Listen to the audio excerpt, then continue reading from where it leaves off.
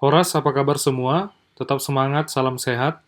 Video ini masih berisi materi lanjutan untuk teori pada seri mata kuliah pengembangan situs web 1. Video kali ini berisi tentang konsep dan cara penggunaan Bootstrap untuk pengembangan web. Bootstrap merupakan salah satu framework HTML, CSS, dan JavaScript yang sangat populer saat ini. Objektif materi yang akan dicapai melalui pembelajaran pada video ini adalah mahasiswa mengenal konsep dan cara penggunaan Bootstrap untuk pengembangan web. Jika terdapat pertanyaan seputar materi yang saya sampaikan, Anda bisa memberikan komentar pada bagian bawah video YouTube ini. Sebelum kita membahas lebih lanjut tentang Bootstrap, mari kita diskusikan sedikit tentang permasalahan yang dihadapi ketika bekerja dengan CSS murni. Anda sudah tahu bahwa CSS dapat digunakan untuk membantu dalam pengaturan tampilan website. Tapi setelah sekian lama Anda melakukan proses pembuatan website, maka 3 hal berikut ini akan sering dihadapi. Yang pertama, pembuatan CSS untuk berbagai website yang menjadi bagian proyek Anda akan menjadi kegiatan berulang atau repetitif. Anda kemungkinan akan mengulangi hal yang sama setiap kali akan memulai proyek baru. Membuat standar style untuk berbagai elemen HTML yang akan digunakan, bahkan mempersiapkan komponen-komponen yang di-custom untuk kebutuhan website tersebut. Bagi pengembang yang jumlah anggotanya relatif kecil, maka kegiatan untuk proses persiapan style website menggunakan CSS akan mengambil waktu yang relatif besar. Anggota tim akan mengalami kesulitan dalam fokus untuk pengembangan objek atau fitur utama dari website yang dibangun. Tim kemungkinan akan lebih banyak berkutat di pembuatan tombol yang bermacam, pembuatan style yang tepat untuk form, penentuan style yang sesuai dengan tabel, atau berbagai macam objek yang akan dimasukkan ke dalam website. Terlebih lagi, saat ini website tidak hanya diakses melalui komputer atau laptop. Website saat ini juga sudah sangat banyak diakses dari perangkat mobile. Tentu saja diperlukan desain website yang responsif, yang akan mengikuti jenis atau ukuran layar tempat website tersebut diakses. Untuk kebutuhan ini dibutuhkan effort yang relatif besar. Ada kerumitan dalam menciptakan desain yang responsif. Hal ini akan terus-menerus akan diulangi pada saat mengerjakan pembuatan sebuah website. Nah, untuk keperluan ini, akhirnya muncul salah satu solusi yaitu Bootstrap. Bootstrap adalah framework CSS yang tersedia gratis serta open source. Framework ini disediakan untuk pengembangan mobile first front-end dari website yang responsif. Mobile first maksudnya adalah pengembangan website yang berfokus pada pengeksekusian website tersebut pada perangkat mobile. Seperti yang tadi saya sudah jelaskan secara singkat, Bootstrap merupakan framework yang digunakan untuk pengembangan front-end website, yang dengan secara cepat menghasilkan tampilan yang responsif. Bootstrap merupakan framework yang sangat powerful. Di dalamnya terdapat template untuk desain berbasis HTML dan CSS. Template ini dapat digunakan untuk membuat komponen antarmuka website seperti form, navigasi, alert, tabs, carousel, tombol, dan lainnya. Bootstrap juga memberikan keleluasaan kepada web developer dalam menciptakan layout yang fleksibel dan responsif dari sebuah website tanpa usaha yang besar. Secara singkat, berikut ini keuntungan dan kekurangan dalam penggunaan Bootstrap. Keuntungannya adalah menghemat waktu dalam pengembangan tampilan dari sebuah website. Kemudian, fitur yang disediakan sangat responsif dan berfokus pada lingkungan berbasis perangkat mobile. Keuntungan berikutnya adalah Anda bisa menghasilkan website dengan desain yang konsisten menggunakan Bootstrap. Selain penggunanya relatif mudah, Bootstrap juga sudah kompatibel dengan berbagai internet browser. Bagi Anda pencinta perangkat lunak open source, Anda bisa berbangga hati dan bahagia maksimal karena Bootstrap merupakan produk yang open source. Sebaliknya, ada beberapa kekurangan dari penggunaan Bootstrap. Yang pertama adalah bahwa Bootstrap banyak menggunakan elemen div di dalam implementasinya. Sebenarnya ini juga masih debatable tentang banyaknya penggunaan div ini. Bisa saja menjadi kelemahan karena kodenya cenderung seragam. Bagian-bagian yang berada di dalam elemen div tidak dapat langsung dikenali. Walaupun demikian, struktur penggunaan div ini bisa dengan cepat dipahami konteksnya dalam desain tampilan dengan menggunakan tools seperti developer tools. Selain itu, penggunaan atribut kelas juga sangat sering digunakan pada Bootstrap, dan pada akhirnya bisa membuat kode program menjadi lebih kompleks. Kekurangan berikutnya adalah waktu loading lebih lama karena ukuran file CSS dan JavaScript yang relatif besar. Hal ini disebabkan sebuah website tetap harus mengunduh semua isi file Bootstrap walaupun tidak semua fitur diimplementasi pada website. Sebelum mempelajari Bootstrap lebih lanjut, mari kita lihat fun fact seputar Bootstrap. Bootstrap awalnya dikenal dengan nama Twitter Blueprint. Framework ini dikembangkan oleh Mark Otto dan Jacob Thornton dengan tujuan menghasilkan framework yang dapat digunakan untuk pengembangan interface secara konsisten. Bootstrap diciptakan dan dikembangkan pada pertengahan tahun 2010, tapi kemudian dirilis sebagai proyek open source pada tanggal 19 Agustus 2011.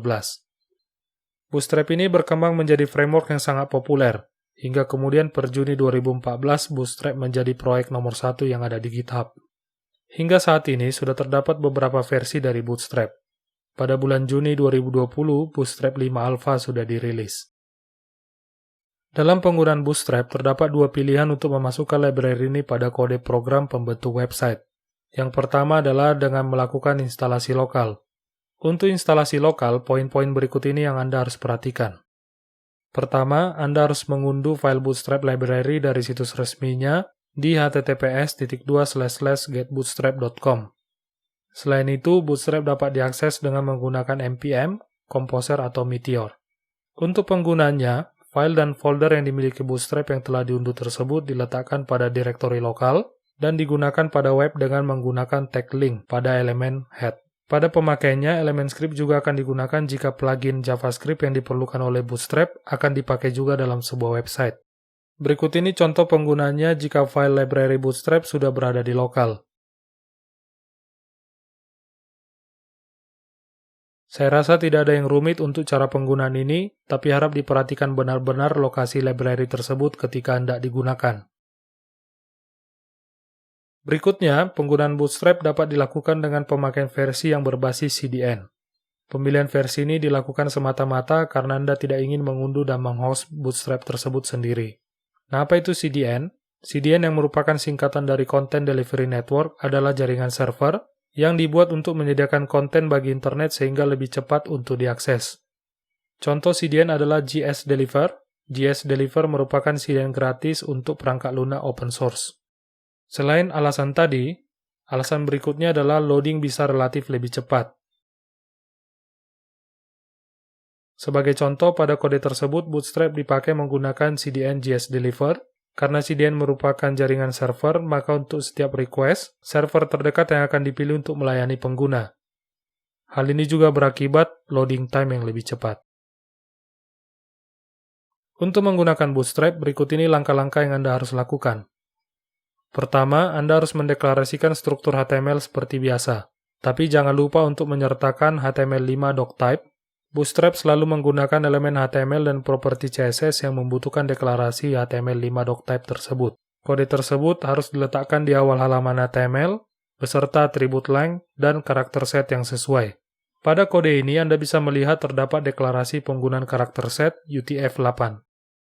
Kemudian yang kedua, tambahkan elemen meta name sama dengan viewport agar website responsif terhadap perangkat mobile. Seperti tadi sudah dijelaskan bahwa penggunaan Bootstrap sangat diprioritaskan bagi perangkat mobile.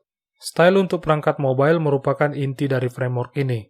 Penggunaan elemen meta dengan atribut diberi nilai viewport, maka website akan dapat dengan baik dirender serta zooming lewat sentuhan. Atribut width yang diberi nilai device width bertujuan untuk pengaturan ukuran halaman untuk mengikuti ukuran dari layar perangkat. Hasilnya akan berbeda-beda untuk setiap perangkat. Sementara, atribut initial scale yang diberi nilai 1 bertujuan untuk pengaturan level awal dari zoom, yaitu ketika halaman pertama sekali di-load ke browser. Tahapan berikutnya adalah instalasi Bootstrap. Anda bisa memilih pendekatan sesuai selera Anda. Tentang instalasi ini sudah dijelaskan pada bagian video ini sebelumnya. Perhatikan bahwa Anda bisa meload hanya bagian CSS dari Bootstrap. Jika desain atau fitur front-end website Anda membutuhkan pendekatan yang lebih kompleks, misalnya memerlukan integrasi dengan JavaScript atau framework lain, Anda bisa menambahkan kode untuk menginclude semua library yang dibutuhkan. Detail tentang ini bisa Anda akses di situs resmi Bootstrap. Langkah terakhir adalah pengaturan layout dari website dan memasukkan komponen-komponen tampilan yang dibutuhkan.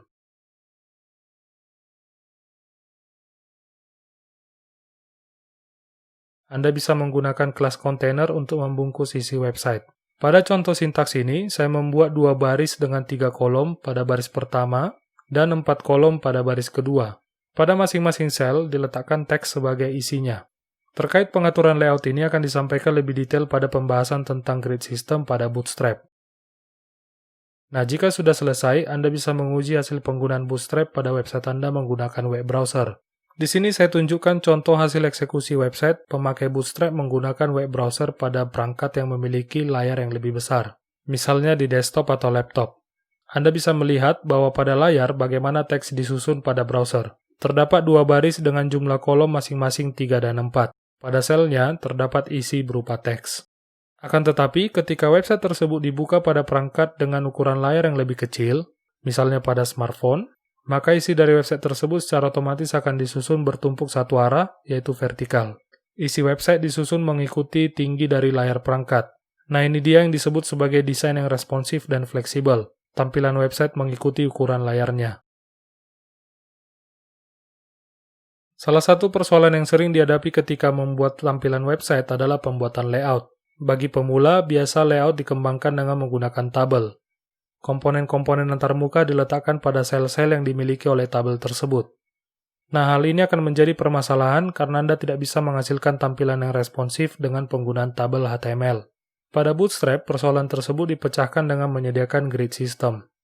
Grid system pada Bootstrap menggunakan sekumpulan kontainer, kolom, dan baris untuk pengaturan tampilan, serta penyusunan posisi isi dari antarmuka website. Secara lebih detail, atribut dari grid system pada Bootstrap adalah: yang pertama, pada grid system Bootstrap, komponen-komponen antarmuka seperti teks, gambar, video, audio, atau yang lainnya disusun dalam sel-sel yang dibentuk oleh kolom dan baris. Penyusunan komponen tersebut mirip seperti yang dapat dilakukan dengan menggunakan elemen tabel HTML. Akan tetapi, Bootstrap memanfaatkan elemen div pada implementasi grid system tersebut. Elemen-elemen div tersebut akan diberikan nama kelas yang sesuai dengan peruntukannya. Tampilan dari div akan disesuaikan dengan kelas grid yang diset pada atribut kelasnya. Dalam grid system Bootstrap, kelas utamanya adalah container. Kelas ini berfungsi sebagai penentu lokasi peletakan isi dari website Anda. Kontainer akan memusatkan dan mengisi konten situs Anda secara horizontal. Setelah itu, kelas baris digunakan sebagai pembungkus kolom. Artinya, Anda harus mendefinisikan elemen div dengan nama kelas yang menggambarkan baris terlebih dahulu. Setelah itu, Anda baru bisa mendeklarasikan kolom di dalam elemen div dengan kelas baris tersebut. Kurang lebih mirip dengan konsep elemen tr dan td pada tabel. Anda deklarasikan dulu barisnya, kemudian di dalamnya dideklarasikan kolom datanya. Nama kelas untuk baris dan kolom ini akan dibahas lebih lanjut sebentar lagi. Nah, terkait dengan kolom, Bootstrap menyediakan maksimal 12 kolom. Lebih dari itu, kolom akan menumpuk. Coba perhatikan gambar ilustrasi berikut ini. Kotak merah mewakili area yang dimiliki sebuah layar internet browser. Nah, pada Bootstrap, area ini dibagi ke dalam 12 kolom yang ukuran lebar atau width-nya dibagi sama. Nah, untuk melakukan pengaturan isi website menggunakan grid system Bootstrap ini, Anda dapat menggunakan elemen div dengan nama kelas dengan format sebagai berikut. Nama kelas diawali dengan kata call, diikuti garis hubung. Nah, asterisk yang pertama ini bisa Anda ganti dengan salah satu nilai dari pilihan grid class berikut ini. Anda bisa mengganti asterisk tersebut misalnya dengan karakter XS jika website tersebut ditargetkan untuk ditampilkan pada smartphone atau perangkat yang memiliki lebar lebih kecil dari 768 pixel. Jika website ditargetkan untuk ditampilkan pada perangkat desktop dengan lebar layar antara 992 pixel hingga 1199 pixel, maka gantilah asterisk dengan karakter MD. Setelah penentuan grid class, nama kelas kemudian diikuti dengan garis hubung. Lalu, asterisk kedua diganti dengan angka yang nilainya antara 1 sampai 12, dengan 1 dan 12 juga termasuk dalam pilihan nilai. Dalam penentuan nilai ini yang perlu Anda ingat bahwa jumlah total angka dalam satu baris harus sama dengan 12. Anda bisa membuat kombinasi jumlah kolom sesuai kebutuhan Anda, asalkan total nilai angka pada nama kelas kolom dalam satu baris harus 12. Perhatikan contoh berikut ini. Pada contoh layout ini terdapat 12 kolom yang diletakkan secara horizontal pada grid system Bootstrap. Coba perhatikan format nama kolom tersebut. Tampilan website tersebut ditargetkan untuk perangkat medium jika melihat grid class yang digunakan. Perhatikan deklarasi angka pada masing-masing nama kolom. Semuanya diberi angka 1 dan jika ditotal maka hasilnya adalah 12. Berikut ini contoh pengaturan layout dengan 3 kolom yang diberi ukuran masing-masing 4. Lebar kolom akan otomatis dibagi sesuai bagian kolom yang dituliskan pada nama kelasnya. Berikut ini contoh pengaturan layout pada Grid System Bootstrap dengan dua kolom yang masing-masing diberi ukuran 6. Dan contoh terakhir ini adalah pengaturan layout dengan dua kolom dengan ukuran 3 dan 9. Perhatikan bahwa semua jumlah total angka pada nama kolom dalam satu baris adalah 12. Layout ini akan responsif dan isi dari website akan diatur ulang sesuai ukuran layar pengakses website tersebut. Secara singkat, kode program yang menunjukkan struktur dasar dari Grid System Bootstrap dapat dilihat sebagai berikut. Dari kode tersebut dapat dilihat pada baris dan kolom diletakkan di dalam elemen div dengan nama kelasnya adalah container. Yang pertama dilakukan setelahnya adalah pembuatan baris dengan nama kelas pada elemen div-nya adalah row. Setelah itu, Anda bisa menambahkan sejumlah kolom untuk masing-masing baris yang ada. Letakkan isi website Anda seperti teks, hyperlink, table, form, gambar, video, atau jenis lainnya pada kolom-kolom tersebut. Sekali lagi saya ingatkan, jumlah angka pada nama kelas kolom harus 12 untuk setiap barisnya. Nah, itu dia penjelasan tentang Grid System pada Bootstrap. Berikut ini tugas yang Anda harus kerjakan. Tugasnya mudah kok. Coba dijawab pertanyaan berikut ini.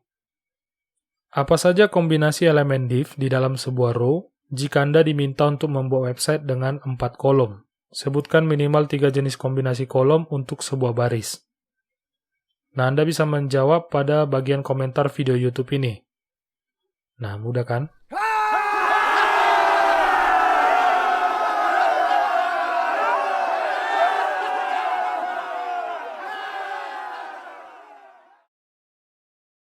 Selain Grid System, Bootstrap memiliki banyak fitur yang dapat dimanfaatkan pada saat pengembangan sebuah website. Fitur utamanya adalah untuk pengaturan layout dan konten, pembuatan form, tersedianya berbagai macam components, tersedianya helpers dan utilities.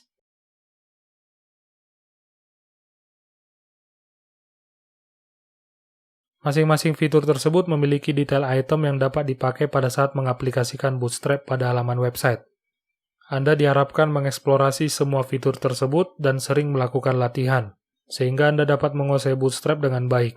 Penguasaan Bootstrap menjadi salah satu spesifikasi yang sering disampaikan pada lowongan kerja bagi web developer. Anda dapat mengakses semua materi dan contoh fitur Bootstrap pada situs resminya di getbootstrap.com. Pada web tersebut terdapat dokumentasi fitur dan cara penggunanya. Pada praktiknya, Anda dapat tinggal copy-paste kode yang ada di sana ke dalam program website Anda. Jika ada kebutuhan khusus, maka kode tersebut dapat Anda modifikasi. Bahkan, pada situs resmi Bootstrap tersebut sudah tersedia berbagai custom components yang siap Anda akses dan aplikasikan pada website Anda. Nah, di sini Anda akan diberikan tugas hubungan dengan materi Bootstrap yang dapat diakses pada website tersebut.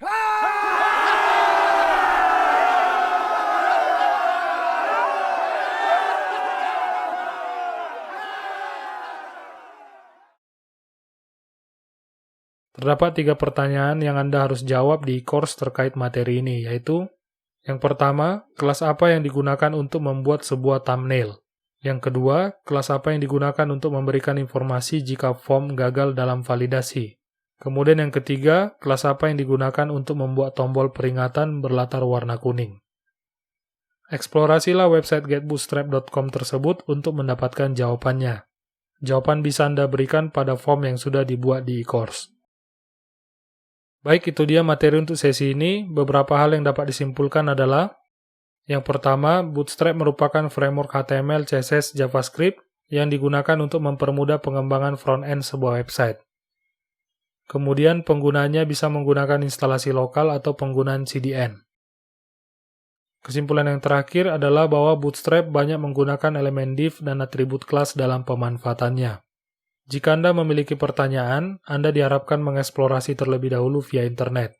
Kalau sudah mentok, Anda dapat meminta bantuan kepada tim pengajar. Kemampuan eksplorasi untuk menyelesaikan persoalan adalah kemampuan yang dilatih sebelum memasuki dunia industri. Demikian materi video kali ini, semoga bermanfaat bagi Anda. Terima kasih untuk waktu yang sudah diberikan untuk menonton video ini. Saya berharap Anda semakin mantap dalam belajar pemrograman khususnya pengembangan situs web. Kuncinya latihan, latihan, dan latihan. Sampai jumpa pada video berikutnya. Horas, horas, horas.